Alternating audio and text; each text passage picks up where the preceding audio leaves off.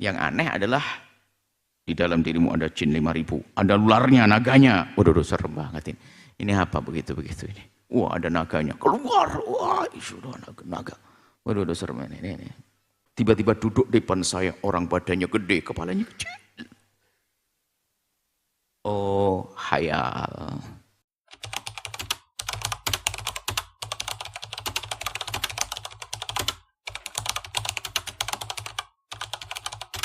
Assalamualaikum warahmatullahi wabarakatuh. Bagaimana kita menyikapi tentang ruqyah syar'i yang dibacakan memang ayat-ayat suci Al-Quran dan orang yang diruqyahnya tersebut bereaksi. Bagaimana penjelasannya tentang hal tersebut? Syukran Buya.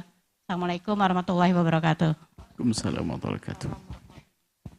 Ruqyah itu ada. Dan Nabi mengikrar, mengakui, Nabi menyatakan adanya ruqyah.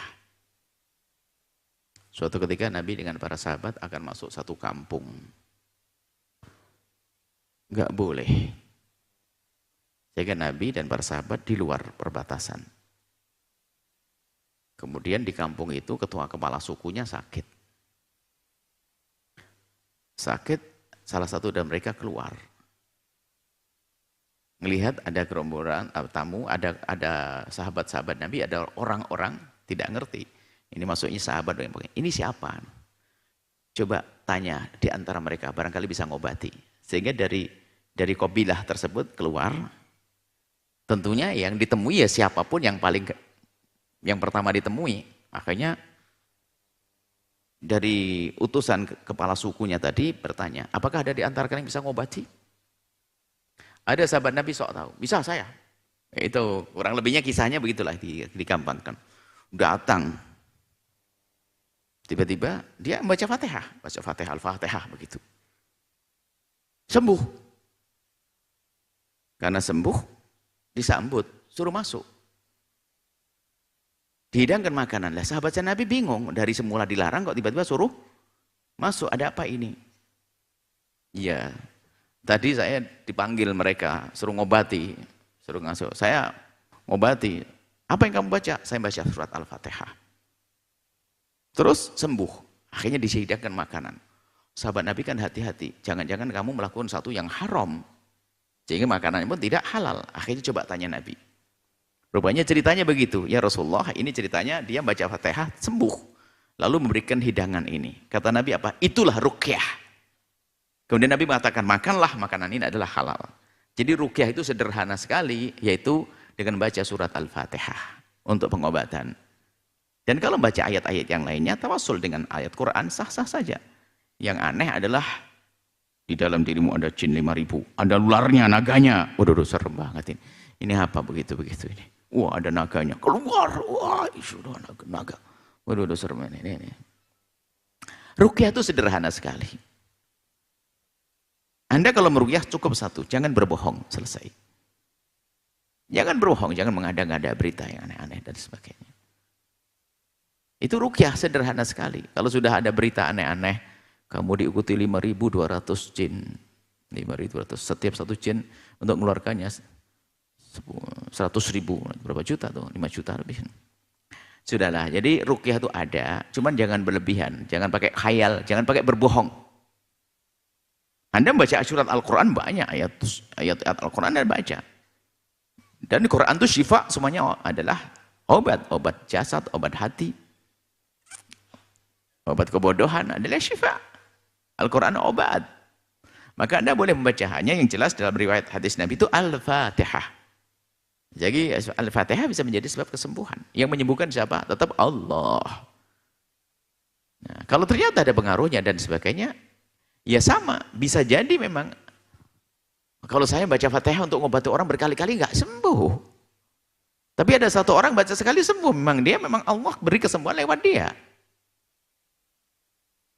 Dan ini menemukan memang betul lah satu orang. Kita baca nggak tembus-tembus ini. Fatihah bolak-balik memang ya, mungkin kurang dekat pada Allah, kita banyak dosa. Giliran seorang alim soleh tiba-tiba baca sekali sembuh. Dan pernah kejadian kita ini juga demam. Demam itu sudah hampir sebulan lama demam. Sontek berobat dan sebagainya. Sudah kita minta doa kepada satu orang yang dikatakan soleh dia. Padahal Fatihah kita baca setiap hari tentu. Waktu dia baca, dibacain doa Fatihah hanya suruh ngolesi minyak zaitun saja bismillah. Saya ngolesi. Besoknya sembuh lah. Nah, kayak begitu itu kan ya.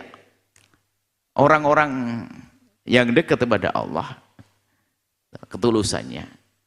Dan bisa jadi memang orang diberi oleh Allah perantara kesembuhan. Dijadikanlah perantara kesembuhan. Fatihahnya mandi, mujarab dia. Sementara kalau Anda bawa orang sakit kepada saya baca 10 kali Fatihah pun kayaknya masih saja ketawa banyak. Tapi ada pada kiai sebelah itu orang pergi di samping rumah, mungkin orangnya juga terkenal juga enggak, tapi ikhlas, tulus, baca sekali Anda pulang sembuh. Itu. Jadi ruqyah itu ada, tapi jangan ditambah-tambah dengan kesombongan seorang ahli ruqyah. Untuk meningkatkan status keahliannya itu harus dia sudah bercerita tentang punya pengalaman macam-macam. Ya, kalau banyak ngomong, banyak cerita itu alamat kejujurannya terganggu itu. Wah, saya ini, saya ketemu, saya ngelihat jin, ada ular. Sementara Ibnu Hajar mengatakan kalau ada orang lihat jin langsung begitu, jangan dipercaya kesaksiannya. Kalau ada orang ruqyah yang soleh, cukup dia datang kepada Anda, membaca doa, kemudian mengajarkan tawasul-tawasul yang lainnya, misalnya bersedekahlah Anda, ya, dekatlah dengan orang fakir, kan Nabi. Dawu mardakum bisadaqati. Nah, ini ngajarkannya dari ajaran Nabi. Pengen sembuh, saya hanya bacakan Fatihah saja, Pak. Akan tapi tolong sedekah. Nabi pernah memerintahkan dawu mardakum bisadaqati. Obatilah orang yang sakit darimu dengan bersedekah. Ini yang diamalkan oleh para kekasih Allah. Kalau perlu sebelum pergi ke dokter, jangan lupa Anda sedekah. Bisa jadi nanti diagnosanya jadi berbeda semuanya, berubah semuanya. Yang semula ada penyakit jadi tidak ada penyakit. Sebelum berangkat, sedekahlah. Bahkan sedekahnya lebih gede daripada yang Anda bayarkan ke dokter kalau perlu. Yakin Allah yang beri. Ini adalah tradisi-tradisi orang-orang hebat, orang-orang baik di dalam berobat. Termasuk datang kepada ulama, tidak cukup minta doa saja, tapi barengi dengan ajaran Nabi yang lainnya. Minta didoakan baca Fatihah. Jadi seperti itu. Kalau ada pengaruh-pengaruh yang lainnya, betul tidaknya, wallah alam, apakah dia sudah memang betul-betul pengaruh? Bisa jadi mungkin dia halah nafsiyah. Halah nafsiyah itu apa? Masalah psikologi. Jadi biasa psikologi biasa saja. Tapi di saat merasa ada orang yang mengobatinya, ada reaksi dia. Nah, sebenarnya reaksinya bukan karena doanya, memang psikologinya dia. Ya psikologi dia. Bukan karena kepanasan dan sebagainya. Memang masalah psikologi. Di saat tidak diobati, ya. Di saat mau diobati seolah berontak. Yang jelas satu, tidak boleh berbohong seorang yang memberikan ruqyah. Tidak usah ngomong aneh-aneh, selesai. Tidak usah nakut-nakuti, tidak usah macam-macam. Sebab kita ketemu, saya bilang, saya punya cincin. Ini orang ahli ruqyah. Sudah bilang orang ini ada nakanya cincin. Cincin Buya ini berat sekali. Cuman saya dari kemarin. Berat apa? Ini saya sudah... Jadi ada orang aneh-aneh. Jadi dipikir Buya bangga dipingin cincin saya berat. Saya dari beli kemarin biasa saja beli cincinnya biasa saja. Itu cincin Buya ini berat sekali. Berat sini. Sudahlah jangan ilmu aneh-aneh lah dengan kita ini biasa aja lah. Saya akan bangga kalau Anda tiba-tiba bisa nolong 1000 fakir miskin. Anda mengajari santri ribuan alim-alim. Ketawaduanmu. Anda diganggu, direbut waris, Anda sabar. Anda baru bangga. Cincin. Setelah itu ngomong, ada naga. Keluar naganya. Sudahlah. Sudah begitu setiap malam ketemu Rasulullah. Sallallahu alaihi wasallam Muhammad. Jangan bohong. Allah melihat Anda. Selesai. Yang ngaku ustadz, ngaku ahli ruqyahnya ini sudahlah biasa saja. Bahkan kalau urusan pribadi, melihat Nabi SAW dalam mimpi pun itu pribadi, rahasia para kekasih Allah. Nggak akan diobral di mimbar. Bohong itu ada dua model. Di hari ini tren bohong, untuk cepat dianggap sebagai wali, bohong ngaku ketemu Nabi. Yang kedua, bohong ketemu jin. Sama ketemu hantu, melihat. Wah, bergelantungan. Kepalanya kecil, badannya gede, itu kan khayal nih. Tuh, saya waktu pengajian di sebuah tempat, saya keluar, tiba-tiba duduk di depan saya, orang badannya gede, kepalanya kecil. Oh, hayal. Sudah biasa saja. Anda kalau berguru yang normal-normal aja. Kalau Anda pengen jadi orang normal. Jadi jangan seperti itu. Jadi satu tok, jangan berbohong. Yang ngaku nabi, lihat jin, ngelihat ini.